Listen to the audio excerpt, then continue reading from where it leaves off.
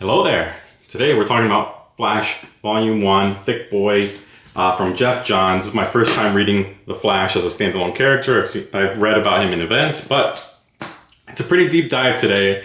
Got my notes and all that. We'll get into it. We'll get into the artwork. And then it was a good read. I recommend watching this in 2x speed because it is a lengthy video and you'll catch everything. I edited it in 2x speed because it was so long. But you'll get cameos from like Cyborg, Jay Garrick, Superman, and then, you know, the Rogues Gallery, as you can see, heavy influence on those folks. So let's go into it. All right, as you can see, I've already started Volume 2. That's already getting exciting. So Volume 1, let's crack her open. But first, let's start with the sleeve, or the dust jacket, I should say. That is a pretty good dust jacket. I like it. Kind of feels retro-y, doesn't it? Like all the Rogues, in my opinion, look pretty retro-y.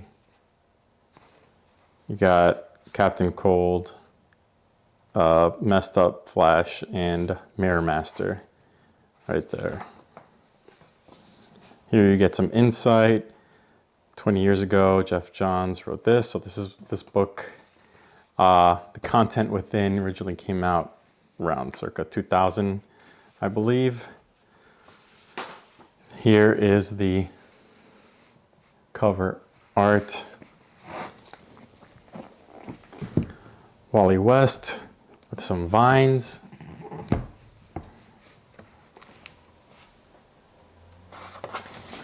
I, of course, broke this Omni in.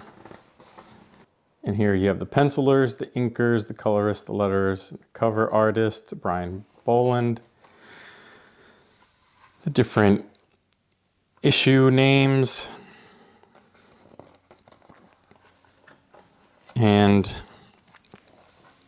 some really cool cover art there. So this is kind of a whole new beginning. Like, there is no real context you need for this, just that this is Wally West.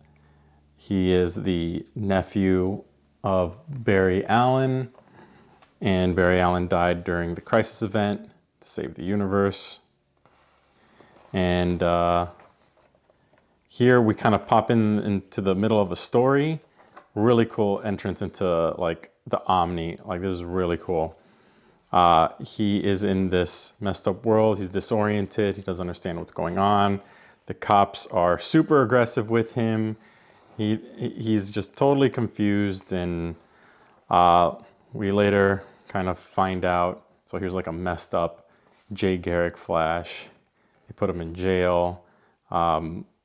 So we later find out he's in a mirror universe, of which I believe Mirror Master put him in. So some really cool art in this first issue. I really dug it. And Captain Cold comes to his rescue. So throughout this, like, it's a really good introduction into the Rogues and the real core Rogues. And it's kind of a new wave of them. Captain Cold, of course, being like a founder of the Rogues, if you will, along with Mirror Master and Pied Piper. And they all have kind of gone their separate ways, and you get that context within the book. Not all of it is covered, but yeah, you'll get enough context. This omnibus can stand alone, and you can enjoy it all together. So Captain Cold breaks him out. He's aware that he's in this messed up world. He seeks Flash's help. Of course, Flash says, you can help, but you can't kill anybody. They come across a super aggressive cop, Chire, who puts him into jail. People are dead that were not before. You get some interesting stories in here. And then we got Mirror Master and what's his name? Something like, it's definitely not Prowler, but something messed up. We'll come across it. And I'll go a little bit faster here. We're looking at run-ins with Man of Steel, Barry Allen, Old School, Mirror Mask, Captain Cold. I really like this retro artwork. And then they find out that Mirror Master and Captain Cold were kind of originally in on this plan to basically have the city all to themselves, Keystone City, but they were double-crossed by the person who employed them. And they don't have a name, and he just appeared like a genie, and they're on their way to figure out who that was. So now it's the three of them going against, oh, there he is. What was his name? Plunder. His name is Plunder, not Prowler, Plunder. Figured it out. Okay. So here is Plunder, who's working with the head guy in charge still, and it is Flash, Mirror Master, and Captain Cold against Plunder and whoever this secret mastermind is. So all along the way during this Tea Party event or arc, you're getting these Lewis Carroll quotes because it's like Alice down the rabbit hole, so very much like Alice in Wonderland. And through the looking glass. So eventually they work their way out and come to find that Keystone City is just gone. Just sand, a crater, just completely gone. And they were actually trapped within his wife's wedding ring, which is kind of messed up. And here we have Brother Grimm, who we come to find out is the kind of mastermind behind this. And Brother Grimm, again, another villain who I'm completely new to, is pretty interesting, and you'll learn his backstory here with some really cool art. He lives in this kind of fairy tale world, like a dystopian fairy tale world. And it's only dystopian because he's a bit nuts. And all of the subjects of this fairy tale world are the people of Keystone City because he wants to rule his kingdom, the Flash's kingdom, being Keystone City.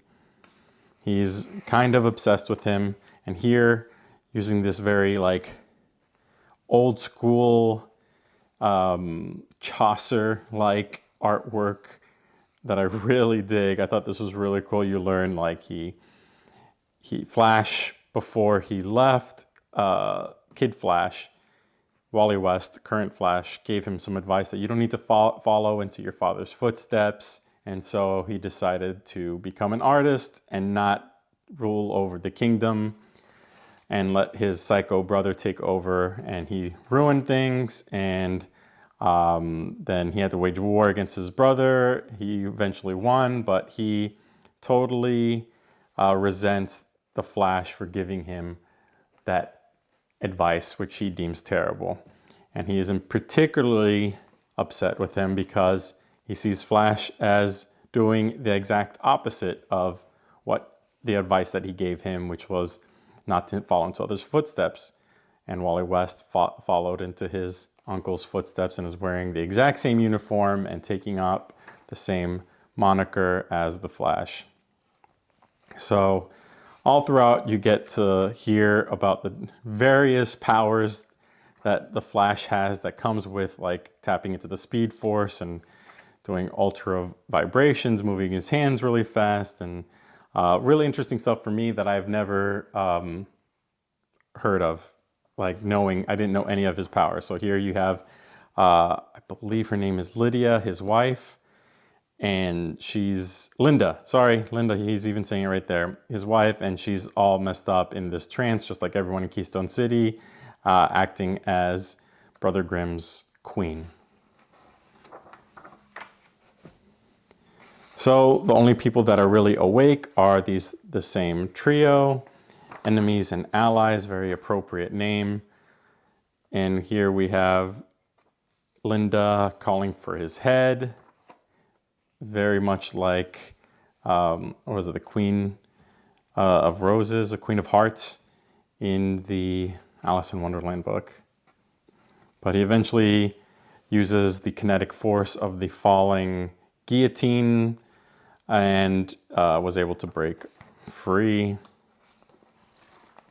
So that was all new to me, like robbing kinetic energy of others. I always knew that he could take the speed force from folks or borrow the speed from other Flashes in order to go faster. I think that was in the Crisis on Infinite Earths, where he would take Jay Garrick's speed. And here we've got this cool cover with Magenta, which is a ex-girlfriend, we'll find out, of Wally's.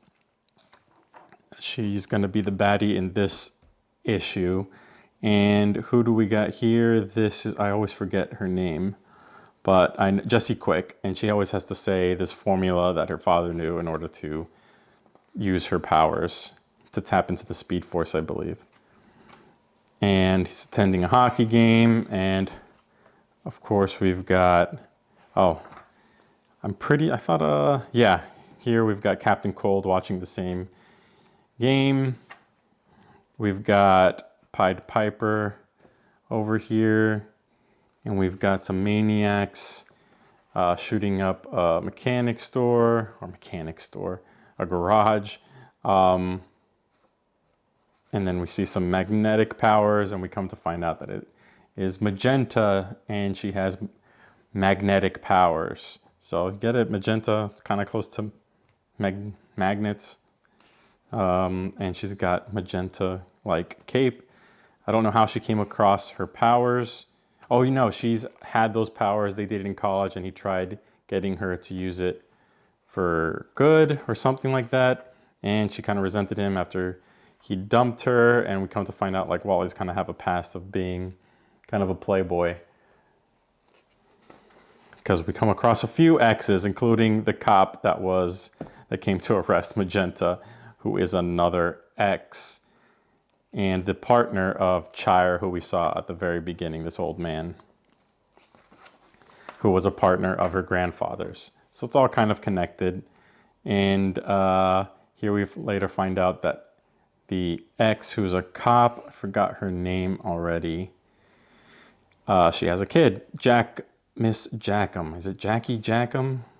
Very comics, Julie Jackham. I knew it was a alliteration. Julie Jackham has a kid, and she is murdered. And we see the villain here. We don't know who it is just yet, leaving this baby crying and his ex dead. And here we got another person with like a lightning bolt dagger, the same that like Julie was murdered with, and has some kind of electric power surrounding them. And then we've got like a cult, it looks like. This is the Harvest, Blood Will Run. And here we have, this is a pretty cool shot, but I have a bookmark here. Oh, it's just for this. Oh no, here, we turn around and we see that this cult has been killing people, and he wonders how many, and we get to see this creepy two-pager with all these dead bodies, and these are people that the Flash has saved from in previous events. Not in all one saving event, but like he saved all these people and someone is going out and murdering them anyways, kind of like Final Destination, and find out it's this large underground cult. And the cult is they worship the Flash, which is kind of messed up because they both came from the same kind of lightning or something like that. It's all kind of messed up. And here we see Chire learning that his partner is dead, and the person he told his ex-partner, her grandfather, that he'd take care of. So he's all sorts of messed up. So he's trying to help the Flash figure it out. And the Flash is trying to understand from Magenta what's going on, as she was part of their plans as well. And he says, "We love you," because we don't know this just yet, but they're called the children of Cicada. They're the chosen ones They're meant to be blessed, and they sacrifice themselves, all sorts of cult crap. And here we've got this new partner who's kind of a hotshot, who's pretty arrogant, Murillo. And so now two totally different vibes. They're already getting into it, you know, buddy detective stuff.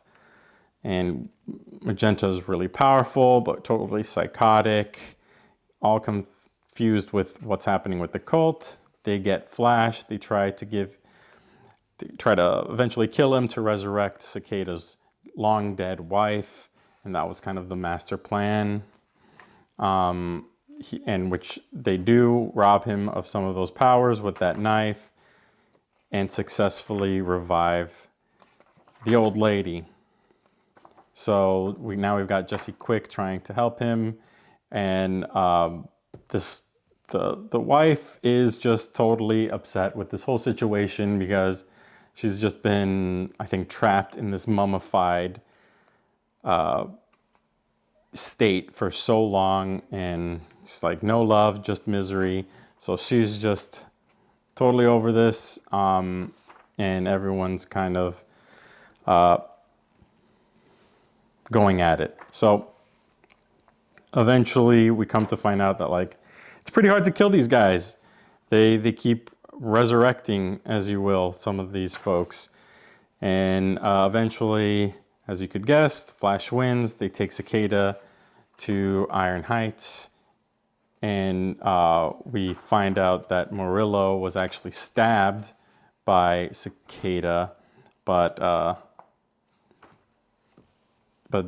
he immediately healed. So he got some kind of power that we won't learn about exactly for many issues later on. And here we got another kind of minor villain, Tar Pit, who ice cold. Yeah, I have a cold one, but Captain Cold fights with, blah, blah, blah. Here we've got this arc is pretty interesting, where Julie Jackham's kid is showing some lightning flash-like powers. And you come to find out some interesting things. They all think, obviously, since he's his ex, naturally it's gotta be the Flashes. And no, actually it's the Weather Wizard. God, that name is so lame. With a brand new suit. And he actually, I think he was he's good with the ladies, and I think he was picking up Julie after Wally basically dumped her. So it's actually his kid. And so he's coming back to get him because he can actually amplify his powers when his kid is around. He doesn't actually care to be the father. He may even, he even says he'll open him up to see if he can just get more powers from him. So the guy's a total douchebag still. He's not really trying to be some kind of father figure. But in the meantime, Chire, Julie Jackham's partner, decides to help take care of the baby in the meantime. Before this, Flash and Linda had to decide, hey, what are we going to do about this? And it is what it is, but eventually, yeah, Chire's going to continue taking care of the baby, and they lock up Weather Wizard into Iron Heights as well. Here we're going into a whole messed up thing with, oh God, what's the name of him? But it's this messed up doctor, I think he was a dentist, who just basically takes out people's tongues and murders them. He's totally psychotic. And that happened in the past, and Barry Allen stopped him. So essentially, he just doesn't like noise. He doesn't like people talking, and he's just, so he robs people of his tongue, including his own tongue.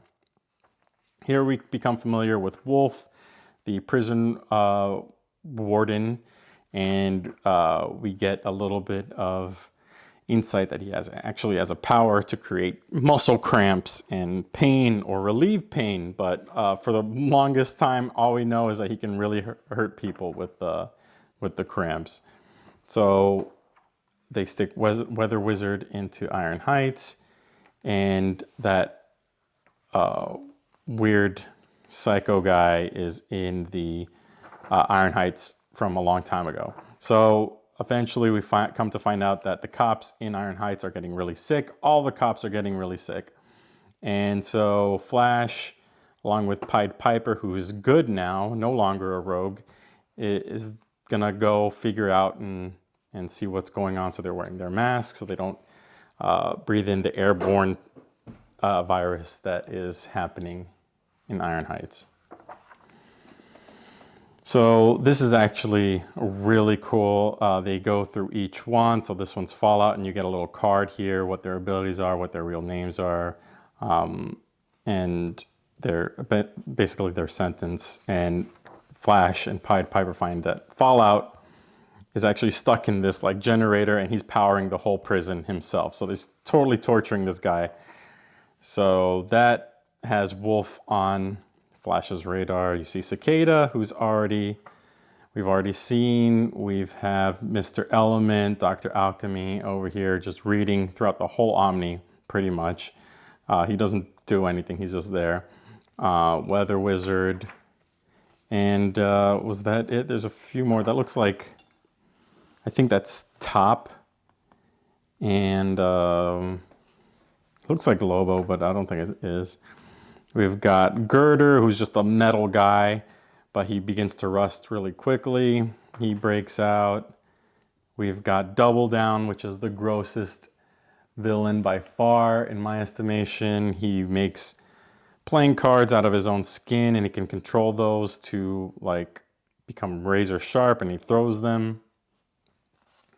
Really gross dude. And Pied Piper's fighting him. Wins out. Here's that psycho that I can't recall his name. What's his name? Murmur. There we go. His name is Murmur. And really weird looking dude. So they figured it was him who did the virus because it's making people unable to talk, which is totally his thing. So Flash uses his powers to come back and work with, I forgot what the labs are called, and Jay Garrick to come up with basically a antidote for this whole thing, a vaccine. And they eventually went out there. I'll try to go a little bit faster. Wait. Oh, yeah, here we've got the new Rogues Gallery that break out of the prison. There's Magenta, and then I don't think we know who that is just yet. But there's Plunder, Mirror Master, and then we already talked about those. So that's the new Rogues Gallery. Then over here we learn a bit about this guy who he becomes a knight. This guy is actually in a coma, but he's able to become this figure who looks like he's on skis or something, and he's really fast. The Black Racer, and what he does is he basically kills people, but he like takes them right before they're supposed to get a lot of pain and then die. So he thinks he's doing good and saving people from the pain of death and just taking them straight to death.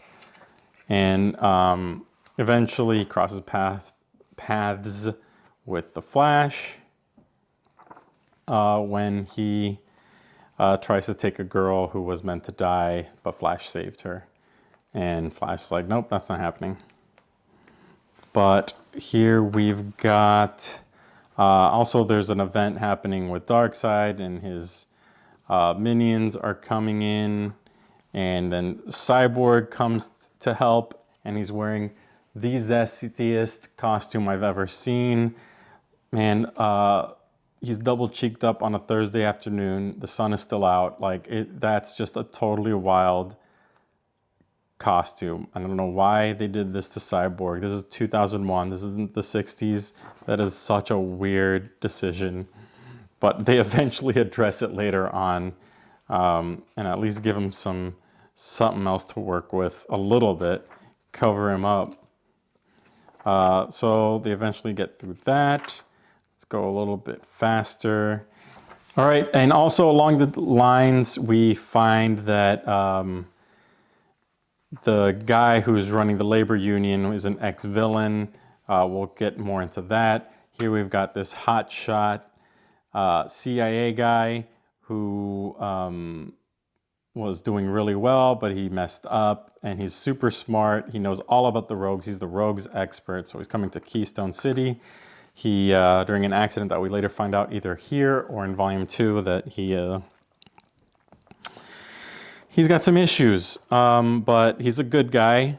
But he's basically a villain expert. And here is this labor union, Mr. Kenyon. I think he's running for mayor. And he used to go by Goldface back in the day. He wears makeup so as not to like make people scared or remind them that he was once a villain.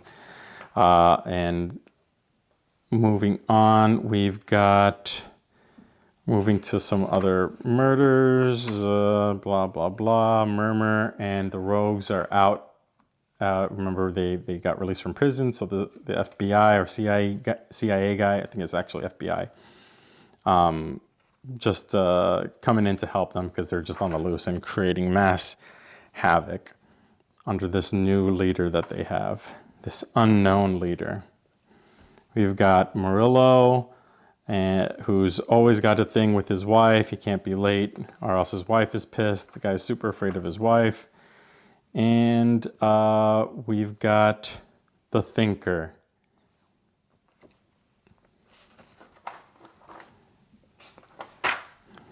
And here we see a plan taking action where everyone around the Flash is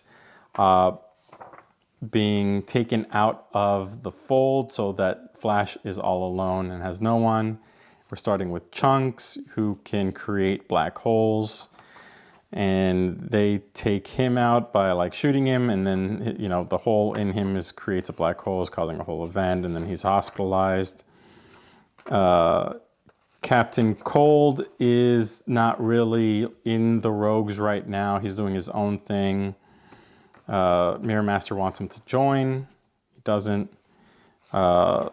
Save the day. Here they've got someone in there moving him around. I believe it's, is it Gorilla Grodd? Yep, Gorilla Grodd, who has psychic powers.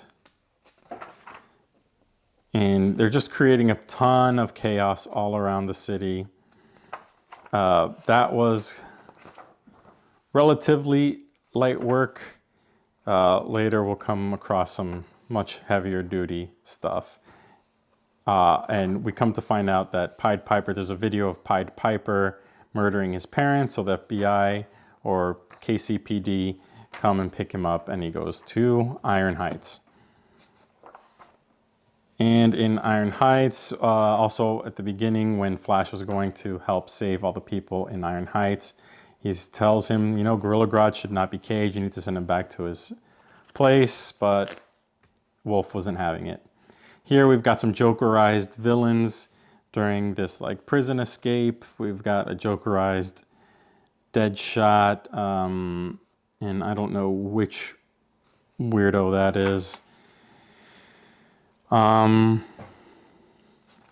Yeah, total hell breaks loose while Pied Piper is actually going in.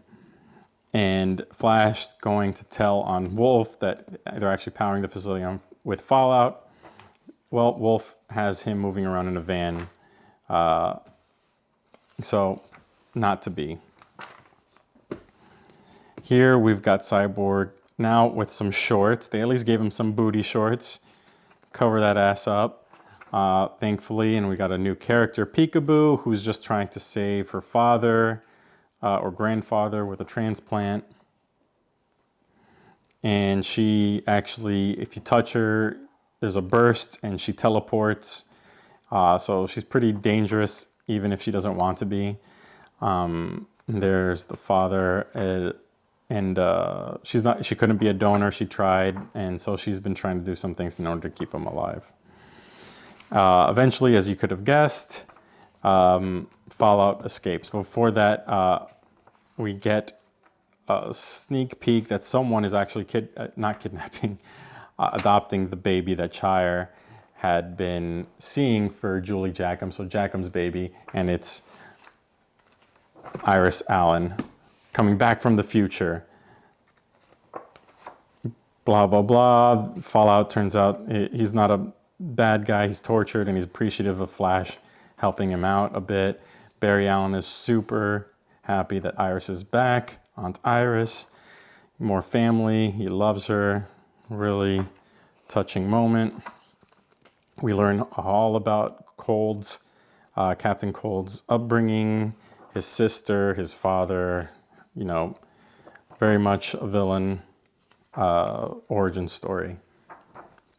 And then we've got this new trickster, not the old trickster, who I believe is running the FBI at this point. Then we got a whole set of villains that are calling themselves the Network. And you could see all the folks here. And she's still running the show. Do we know her name yet? Blacksmith. Yep, her name is Blacksmith.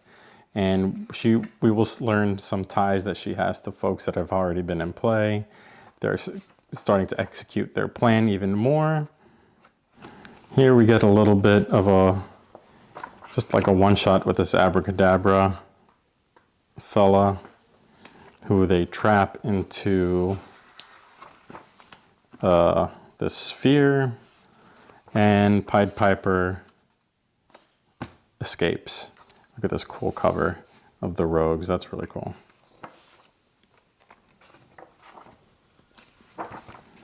So I think I just have one more. Eventually, it all comes to a head, and eventually it's the Thinker versus the Rogues.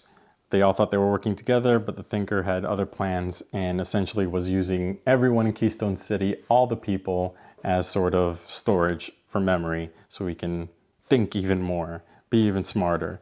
But the Rogues were not about that, so that all came to a head, everyone wanting a piece of the Flash. The Rogues wanted to kill Flash, but the Thinker wanted to use his body for storage and all that power. Eventually, Chire and Murillo are able to free Cyborg from the mirror world, which he was stuck in, along with most of a bunch of Keystone heroes and friends. And Cyborg was able to defeat the Thinker and allowing Flash to be free and try to take care of the Rogues. And this was a particularly cool incident where we learned that Blacksmith is the ex of, what is his name? Goldface, the Union guy. And she tries to get everyone coming together between the cities and to the bridge to destroy the bridge, killing everyone. And the Flash decided to learn about all sorts of architecture and all that, and he repairs the bridge even stronger than before in the meantime, and then they kick her ass out. And we also learned that Plunder was actually a mirror world version of Murillo, and that eventually, you know, Magenta got tired of the big fella making advances on her and just tore him in half. And that was able to free Flash from this, essentially saving his life because he was dead to rights. So that was unexpected. And here we have Blacksmith in all her glory. Everyone going at it. Here she's destroying the bridge, and here's Flash repairing the bridge between Keystone City and Central City, Missouri. Keystone City, Kansas, Central City, Missouri. And that is it. I think at the end of this, we learn that the Pied Piper came to help from the original Trickster. They were both original Rogues. And it kind of leaves some stuff open for Volume 2 of the Omnibus, continuing that. So FBI comes in and stops Pied Piper and Heatwave, who we hadn't heard from in this whole Omni, who are both original Rogues, and we don't know what that plan is yet. So that is that piece, and then we get a cool little close the loop on Brothers Grimm with this beanstalk, and we learn that this creep that had been going to school with Linda and creeping on her was actually Brother Grimm posing as a college student, and then we get an appearance from Hawkeye, and it was a pretty interesting, that was a really cool story. I definitely recommend. The Brother Grimm stuff, I totally ate that up. It was totally dope. And, you know, I love me some Hawkeye. So I thought it was fun. Totally new to Flash and all this stuff, but I thought it was an easy read. And then it teases some Gorilla Grodd stuff that really is at the, takes over a good chunk of the beginning of the next Omni. So that is that. I hope you guys liked the summary. Hopefully it wasn't too much. But thanks so much. Like and subscribe. Later.